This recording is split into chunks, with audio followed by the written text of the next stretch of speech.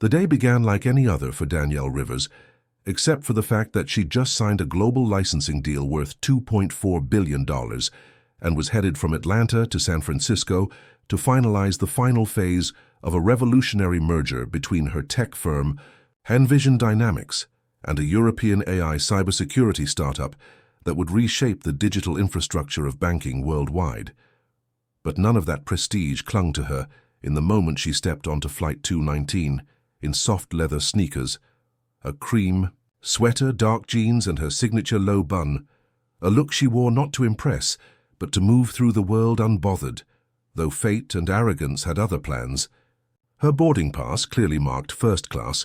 was tucked between her fingers as she greeted the flight attendant at the jet bridge with a courteous nod, but instead of a welcome, she was met with a flicker of hesitation, that all-too-familiar pause black professionals know too well, the one that suggests your presence is somehow suspicious, out of alignment or out of place. And before she could take 3 steps forward, the flight attendant, a blonde woman with a rigid jaw and fixed smile, stepped in front of her and said, "Ma'am, I'm going to have to ask you to wait right here for a moment." Glancing down at her boarding pass, as though it were counterfeit currency, eyes narrowing, tone condescending in a way that tried to pass for polite. Danielle said nothing, merely raised a brow and stood silently as a sharply dressed white man,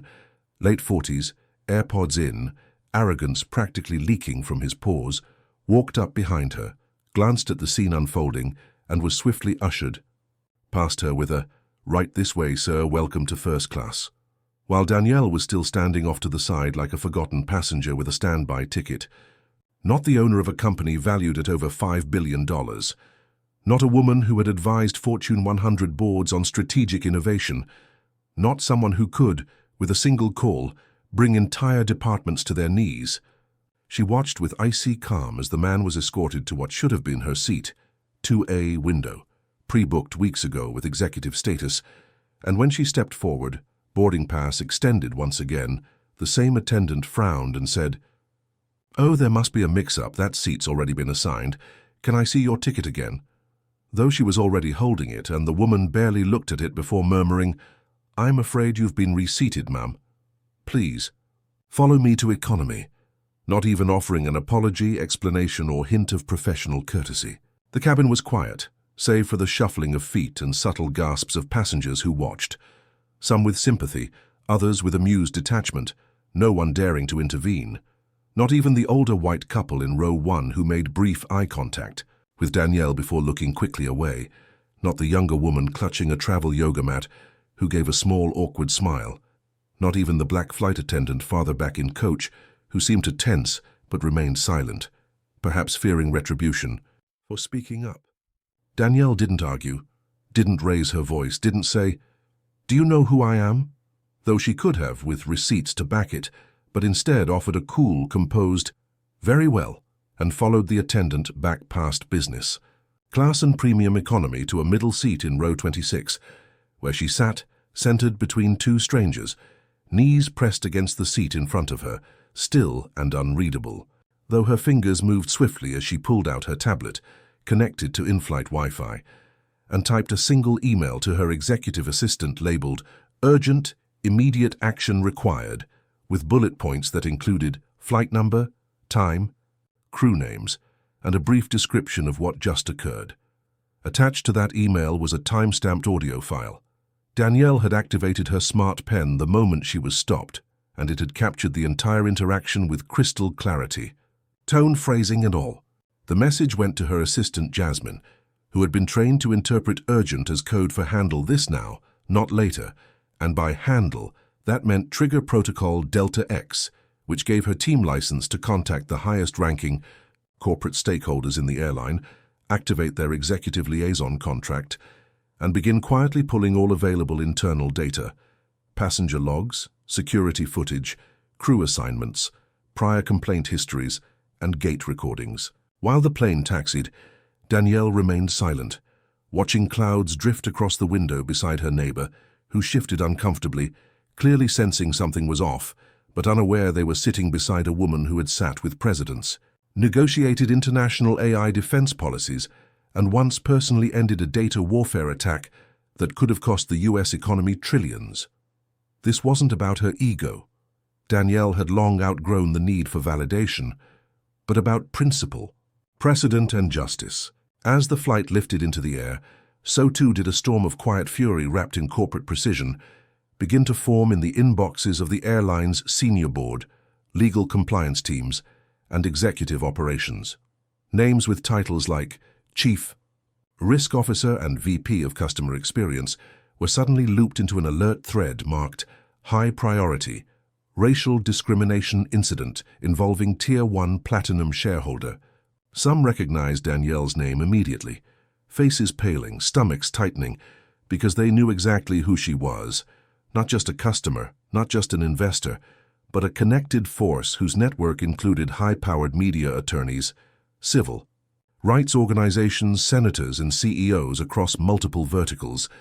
By the time the flight hit cruising altitude, 5 high-level internal emails had already been sent, 3 internal investigations opened, and 2 board members had texted each, either a single phrase, "We're screwed." Still, Danielle said nothing aloud. She ate the tasteless pretzels handed to her without eye contact, declined the water with a gracious, "No thank you," and spent the rest of the flight reviewing merger documents and annotated memos with the same quiet focus she used to crush competitors in billion-dollar negotiations. No one on board except her, and perhaps the unlucky staff responsible, had any idea that the plane was flying not just toward San Francisco, but into the center of a media and legal firestorm. Danielle had been underestimated before, too young, too black, too female, too calm, and every time those who doubted her learned too late that her silence was not submission, it was calculation. And so as Flight 219 sped westward over states oblivious to what had just ignited, Danielle Rivers didn't raise a fuss, didn't perform outrage, didn't need to, because justice, for her, didn't arrive in anger, it arrived in outcomes. And by the time this plane landed, outcomes would be delivered. As the plane ascended into the clear blue sky, leaving behind the hustle of Atlanta's bustling airport,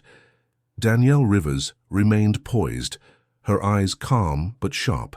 fixed on the screen of her tablet where she had just sent an urgent email to her executive assistant, Jasmine, with all the details of the humiliation she'd just endured, the denial of her rightful first-class seat in favor of a white passenger, the condescending tone of the flight attendant, the silence of bystanders, and the blatant disregard for her boarding pass and status. Jasmine, stationed in the quiet hum of the Envision Dynamics Silicon Valley headquarters, instantly understood the gravity of the situation. She knew Danielle well enough to recognize the rare moment when the CEO's calm masked a storm brewing beneath the surface, a storm that would demand swift and decisive action, and without hesitation, Jasmine activated a series of protocols. Built over years of trust and experience working with one of the industry's most powerful executives, Protocol Delta X, which involved bypassing normal complaint channels and going directly to the airline's highest echelons, including the board of directors, several of whom Danielle had cultivated strong professional and personal relationships with over the years as a major shareholder and technology investor, especially in the airline's recent move to overhaul its digital booking systems and customer experience platforms, a move that had placed her firmly within the airline's inner circle, albeit behind the scenes. Within moments, encrypted emails, voice notes, and video recordings were transmitted to the airline's executive offices, all tagged with metadata indicating the severity of the complaint, while simultaneously Jasmine coordinated a legal team on standby, ready to launch into action the moment the flight touched down in San Francisco. As the airline's compliance and risk management units scrambled to respond to the sudden and highly visible crisis, oblivious that this was no ordinary passenger complaint but a high-stakes clash involving a woman whose influence spanned multiple continents and sectors, and whose network included some of the most formidable figures in business, law, and government. Meanwhile, on board Flight 219, the crew, initially unaware of the digital tsunami about to envelop them, went about their duties with a semblance of routine, serving beverages, reminding passengers to fasten seatbelts, and offering the usual scripted apologies for any minor delays. But as encrypted alerts began pinging discreetly on their personal devices, the atmosphere subtly shifted from complacency to unease, each member receiving succinct messages marked Urgent, please await instructions from ground control. Messages that revealed nothing but carried a weight that only insiders understood, causing furtive glances and stiffened postures, a silent acknowledgement that something beyond their control was unfolding beneath their feet. Back on the ground, the airline's CEO was quickly briefed by his executive assistants and legal counsel, the audio recordings and surveillance footage painting a clear picture of racial bias, negligence, and a flagrant violation of company policy. And though he had hoped to avoid public scandal, the unmistakable proof left him with no choice but to act swiftly and decisively to mitigate damage, protect shareholders, and reassure a public increasingly sensitive to racial injustice. As Flight 219 prepared for descent over the Golden Gate Bridge, Danielle's phone buzzed softly, a secure video call from the airline CEO himself, his face a mixture of forced composure and underlying tension, thanking her for bringing the incident to light and promising immediate action. The plane's wheels touched down with a gentle thud, but the reverberations of what had transpired already rippled through the airline's corporate offices, newsrooms, and social media feeds as insiders leaked portions of the unfolding story, painting Danielle not as a victim, but as a commanding force, the very embodiment of accountability and corporate responsibility. Upon disembarking, Danielle was greeted not by a chauffeur but by the airline's CEO, accompanied by their legal team, standing at the gate with a mix of respect and wariness, an unspoken acknowledgement that this was a pivotal moment, one that would redefine the airline's relationship with its customers and the industry at large. As cameras flashed and murmurs rippled through waiting passengers, Danielle's measured silence spoke volumes. No speeches, no demands, just the quiet strength of a woman who had been underestimated and dismissed far too often, but who now wielded the power to effect real change. And while the crew responsible for her removal were left in the dark about the scale of the consequences they were about to face, back in the airline's nerve center, the wheels of justice had already begun turning, driven by data, evidence, and the unshakable resolve of a CEO who refused to let a single injustice pass unchecked. Back at airline headquarters, as the first light of dawn crept through the city skyline, a storm was already raging behind closed doors, where boardrooms usually hummed with routine business and quarterly projections. But this morning was different. Within hours of Danielle Rivers' email landing in the inboxes of the airline's highest executives and legal teams, an all-hands investigation was mobilized with military precision and corporate urgency, and every available resource was marshaled to dissect the incident that had sparked an unprecedented scandal. The passengers on Flight 219 were promptly contacted and interviewed, their testimonies meticulously recorded and cross-referenced with the flight logs, while the airline's internal auditors pored over training records for the entire crew involved, seeking any sign of negligence, misconduct, or failure to adhere to company policies. And what the data revealed was both shocking and sadly unsurprising. A pattern of racial bias and arrogance permeated not just this flight's crew, but had been tolerated, if not encouraged, in multiple departments across the airline for years,